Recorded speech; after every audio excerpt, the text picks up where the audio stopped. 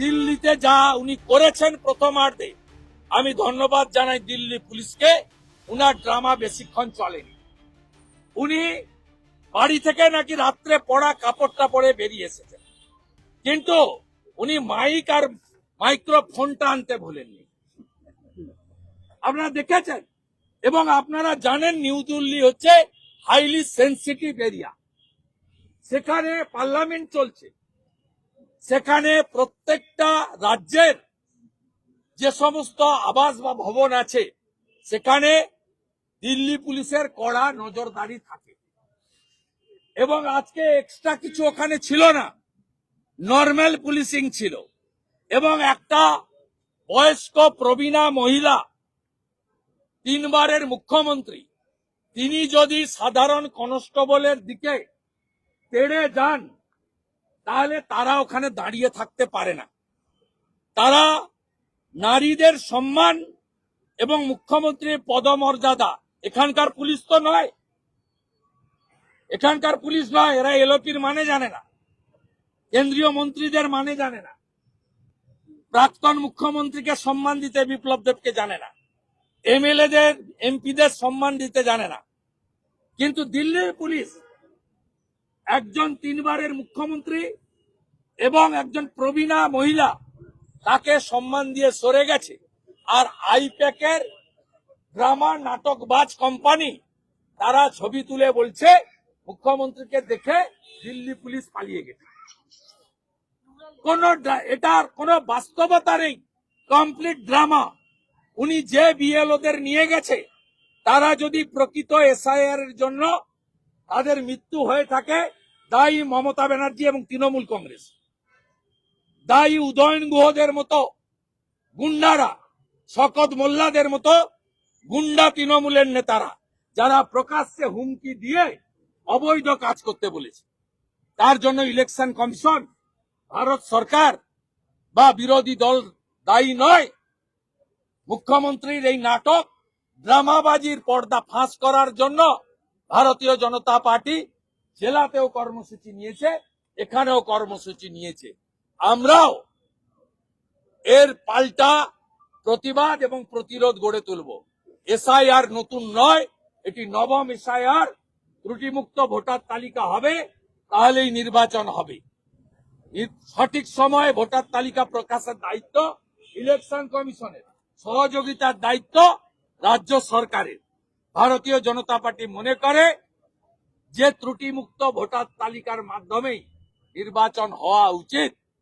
মৃত, ভুয়া, double triple entry, যারা অভারতীয়, বাংলাদেশি মুসলিম অনুপ্রবেশকারী, রোহিঙ্গা, একটা নামও ভোটার তালিকায় থাকা উচিত নয়। আমরা আমাদের স্ট্যান্ডে দাঁড়িয়ে আছি, আমরা নজরদারি চালাচ্ছি। একটা বিষয় বিধানসভাতে কমিশনারকে বয়কট করছি, আমাকে অপমান করা হয়েছে, সব মৃত্যুর দায় কমিশনের এবং কোটা বাকি। সব মৃত্যুর দায় মমতা ব্যানার্জির, তার প্রশাসন। কমিশন এখানে একজন মাত্র লোককে দিয়েছে, মনোজাগরণ। বাকি কমিশনের অফিসের টাইপিস্ট থেকে দরজা খোলার লোকটা provided by the state government, leadership by the state chief minister and administrative chief Mamata Banerjee. 90,000 BLO আপনি দিয়েছেন, এইআরও আপনি দিয়েছেন, ডিএমরা আপনার স্তাবক। আপনি ডিএমদের এসআইআর চলাকালীন 2 বার মিট করেছেন, সব দায়ভার আপনার। এই দায়ভার আপনাকে নিতে হবে। আর পরিচ্ছন্ন ভোটার তালিকা ছাড়া যদি ইলেকশন হয়, সেই আমরা এটা করতে দেব না। ভোটার তালিকাকে পরিশুদ্ধ করে ইলেকশন করব। আর 5ই মে রাত্রি 12টার মধ্যে ভোট যদি না হয়, সরকার যদি না হয়, আপনার আমার কাউকে চাইতে হবে না। এই লোকভবনই হবে পশ্চিমবাংলার শাসক, রাষ্ট্রপতি শাসন চালু হবে। পরিকল্পিত নাটক, ড্রামা। আজকে যে এটা করেছে, আপনাদের চ্যানেলে দেখাচ্ছে বাড়িতে থাকা রাত্রের পরা কাপড় পরে চলে এসেছে। রাত্রে পরা কাপড় পরে আসতে পারলেন, সঙ্গে ওই ডাব্বাটা নিয়ে এলেন, বক্তৃতা করবেন, এপাং ওপাং ঝপাং আমরা সবাই মাইক্রোফোনটা চলে এলো। কিন্তু শাড়িটাকে বদল করার সময় পেলেন না। এসব ড্রামাবাজি, ফুল নাটক বাংলার মানুষ দেখছে, জানে। উনি একটাও সত্য কথা বলেন না এবং উনি চাইছেন, উনার বিরুদ্ধে বিপুল সংখ্যক বেকারের অভিযোগ আছে, উনার বিরুদ্ধে কলকারখানার শ্রমিকদের অভিযোগ আছে, উনার বিরুদ্ধে শিক্ষক, মাস্টার, প্রফেসর, পুলিশ, স্বাস্থ্যকর্মী সকলের অভিযোগ আছে, পশ্চিম বাংলার সনাতনী জনগণ, আদিবাসীদের অভিযোগ আছে। উনি চাইছেন যে কোনো ভাবে 21-এর মতো ভালো পায়ে একটা ব্যান্ডেজ লাগিয়ে হুইল চেয়ার চিহ্নে ভোট দিন। এসআইআর নিয়ে বিধানসভাতে বিধানসভাতে এসআইআর নিয়ে প্রস্তাব আসছে। শুভেন্দুদা, বলছি শোভনদেব চট্টোপাধ্যায় তিনি প্রস্তাব দিয়েছেন। আলোচনা হবে, আমরা বলবো, অসুবিধা কি? এবং এসআইআর এত গুরুত্বপূর্ণ, 6 তারিখে মাত্র 1 ঘন্টা আলোচনা হবে। 30 মিনিট বিরোধী দলের, 30 মিনিট শাসক দলের।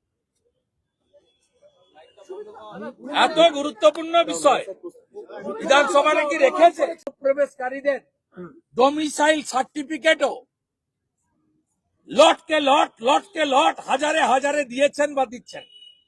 এর জন্য কলকাতা পুলিশের 20 জন এসআই কে আলাদা দায়িত্ব দেওয়া হয়েছে, তার ডকুমেন্টও আমাদের হাতে আছে। আমরা এমসিসি চালু হলে এদের যেখানে ভোগানোর ভোগাবো। We are ready BJP. এবারে এত কিছু করার পরে, এত আধুনিক সফটওয়্যার ইলেকশন কমিশন এনেছেন, তাই জ্ঞানেশ কুমারজি, মনোজ আগরজিয়াল পরে ইলেকশন কমিশনের যেটা আইটি দেখেন, মাননীয় ম্যাডাম সীমা খান্না, তাকে পর্যন্ত অ্যাটাক করে, একদম উইথ ফুল প্রি প্ল্যান্ড হইতে পার্সোনাল অ্যাটাক করে। যেমন আপনাদের ভয় দেখিয়ে দেয় সাংবাদিকদের, যেমন ব্যুরোক্র্যাটকে ভয় দেখিয়ে দেয়, ডাক্তার, প্রফেসর, ইউনিভার্সিটির ভাইস চ্যান্সেলর, এমএলএদের নাম করে বলেন, এমপিদেরকে অ্যাটাক করেন, ভয় দেখিয়ে দেন। সব জানি। আমাদের বলেছিল না যে এলওপি জগন্নাথ চ্যাটার্জি এবং অমিত শাহজি রাজনাথ সিং এর কাছে যায়। আমি চ্যালেঞ্জ করেছিলাম, পেন ড্রাইভ দেখাও, দেখাতে তো পারেনি। আলিপুরের কোর্টে ডিফেমেশন হয়েছে, ওখানে আপনার সঙ্গে আমাদের দেখা হবে। তাই উনি সীমা খান্নাকে পর্যন্ত অ্যাটাক করেন। এরপরে যখন মাইক্রো অবজারভাররা রেড ফ্ল্যাগ লাগাতে আরম্ভ করে, কারণ আপনারা জানেন দুটো অপশন আছে হিয়ারিং এর পরে, একটা অ্যাকসেপ্ট অবলিক রিজেক্ট, থার্ড কোনো অপশন নেই, পেন্ডিং রাখা যাবে না, এটাই ফাইনাল। এটার করতে পারেন অথরিটিকে ইআরওরা। ইআরও হচ্ছে সোল অথরিটি অ্যাজ পার দা পাবলিক রিপ্রেজেন্টেশন অ্যাক্ট, সংসদে অনুমোদিত রুল। এখানে অ্যাকসেপ্ট অবলিক রিজেক্ট আছে, ইআরওরা হচ্ছেন ফাইনাল অথরিটি। কিন্তু এমওরা, মাইক্রো অবজারভাররা, তারা চেক করার দায়িত্ব নেন। যখন doubtful birth certificate, doubtful school certificate, নোটারির এফিডেভিট, ডোমিসাইল সার্টিফিকেট, বাংলাদেশি মুসলমান অনুপ্রবেশকারী রোহিঙ্গাদের এখানকার ভোটার করার জন্য মরিয়া প্রয়াস নেয়, তখন মাইক্রো অবজারভাররা ডাউটফুল বলে রেড ফ্ল্যাগ লাগিয়ে দেয়। তাদের সে অপশন ছিল। আপনি গত পরশুদিন মুখ্যমন্ত্রীর চিঠি দেখবেন, এটি 6ষ্ঠ চিঠি সিইসি কে। সেখানে মুখ্যমন্ত্রী এমওদের অ্যাটাক করেছেন। এমওদের অ্যাটাক করার মধ্য দিয়ে উনি মাইক্রো অবজারভাররা যে উনার অবৈধ বাংলাদেশি মুসলিম অনুপ্রবেশকারী রোহিঙ্গা জামাতিদের বাঁচানোর যে প্রয়াস, তাতে বাধা দিচ্ছেন খুব লফুল হয়েতে, ডকুমেন্টস এর ভিত্তিতে, এআই স্ক্যানের ভিত্তিতে, সফটওয়্যারকে কাজে লাগিয়ে সেখানে মুখ্যমন্ত্রী এমওদের অ্যাটাক করেন। এবং সম্প্রতি নন্দিনী চক্রবর্তীর ডাকা গত সপ্তাহে জেলা শাসকদের মিটিংয়ে মুখ্যমন্ত্রী আবার ঢুকে একই কায়দায় জেলা শাসকদের মাধ্যমে ভয় দেখান। ফিরে গিয়ে জেলা শাসকরা এইআরও এবং ইআরওদের ওদের বেসরকারি ভাবে মিটিং ডেকে তোমাদের চোখ বন্ধ করে নাম সব তুলে দাও, এত কিছু দেখার দরকার নেই। 7টা 8টা 9টা বাচ্চা হিয়ারিং এ এসে তার বাবা তার ছেলে মেয়ের নাম বলতে পারছে না। 8টা 9টা করে বাচ্চা, সে ভুলে গেছে কার পর কোন ছেলে, কার পরে কোন মেয়ে। এরা তো আমাদের ভারতীয় নয়, পরিষ্কার বোঝা যাচ্ছে। আজকে সেই জায়গায় তখন বলে এই জেলা শাসকরা মুখ্যমন্ত্রীর কথা শুনে বলে যে তোমাদের এত দেখতে হবে না, নোটারি করে আনতে বলো। গত 3-4 দিন পশ্চিমবঙ্গের বিভিন্ন আদালতে নোটারির কাছে বিরাট লম্বা লাইন আপনারা দেখেছেন, আলিপুর কোর্টে দেখেছেন, শেষই হয় না, রাত্রি 12টা 1টা 2টো পর্যন্ত নোটারির কাছে এফিডেভিট করা হচ্ছে, ডিক্লারেশন দেওয়া হচ্ছে যে আমি সাবিনা, আমার মেয়ে সামিনা, আমি রেজ্জাক, আমার পুত্র সাজ্জাক, যে যা পারছে লিখে নিয়ে চলে আসছে। সেই লেখাগুলো এরা বলে নিয়ে নিতে, সেক্ষেত্রেও অ্যাকসেপ্ট না করার ফলে মুখ্যমন্ত্রী আজকে নাটক করার জন্য দিল্লিতে গেছেন। উনি যাতে মিথ্যাচার করতে না পারেন, ভারতীয় জনতা পার্টি সব জায়গায় আজকে বিক্ষোভ করেছে। আমরাও এখানে একই দাবি করছি। কি দাবি?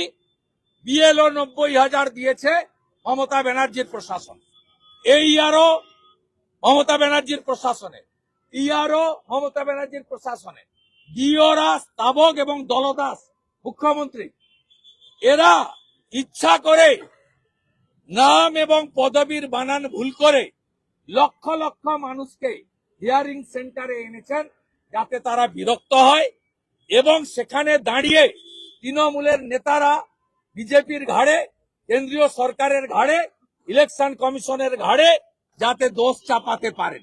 কারণ এই 15 বছর ধরে চলা সরকার সিন্ডিকেটে 1, দুর্নীতিতে 1, নারী ধর্ষণ, নির্যাতন, খুনে 1 নম্বরে নাম লিখিয়েছে।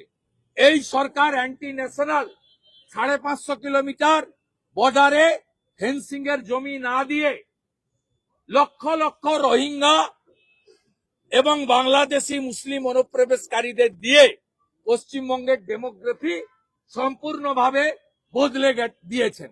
চাকরি নেই, চাকরি চুরি হচ্ছে, টাটাকে তাড়িয়েছেন, শিল্প নেই, স্কুল আছে, শিক্ষক নেই, ছাত্র নেই, সরকারি কলেজ বিশ্ববিদ্যালয় শেষ, হসপিটালে কেউ যায় না, আয়ুষ্মান ভারত চালু হয়নি, দেবদেবী আক্রান্ত, হিন্দু মন্দিরে গোমাতার মাংস ফেলে অপবিত্র করা হচ্ছে, কালী ঠাকুরকে প্রিজন ভ্যানে তোলা হচ্ছে, সরকারি কর্মচারী, পুলিশ, শিক্ষক ডিএ নেই, পে কমিশন নেই, পেনশনার্সদের ডিএ নেই, পে কমিশন নেই, কলকারখানা নেই, পুকুর বন্ধ হচ্ছে, আনন্দপুরে শিকল তুলে 50 জনকে পুড়িয়ে মৃত্যু, মুখ্যমন্ত্রী যাওয়ার সময় পায় না, সোনা পাপ্পুদের হাতে কলকাতা চলে গেছে।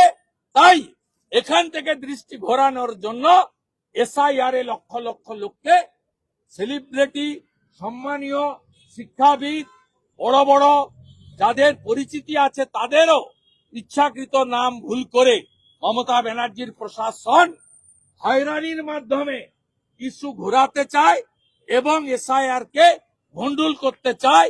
নিজেদের গাফিলতি। আরো ভালো ভালো খবর দেখতে সাবস্ক্রাইব করুন বাংলা হান্টের ইউটিউব চ্যানেল। বাংলা হান্টের আরো খবর দেখতে নজর রাখুন। বাংলা খবর মানেই বাংলা হান্ট।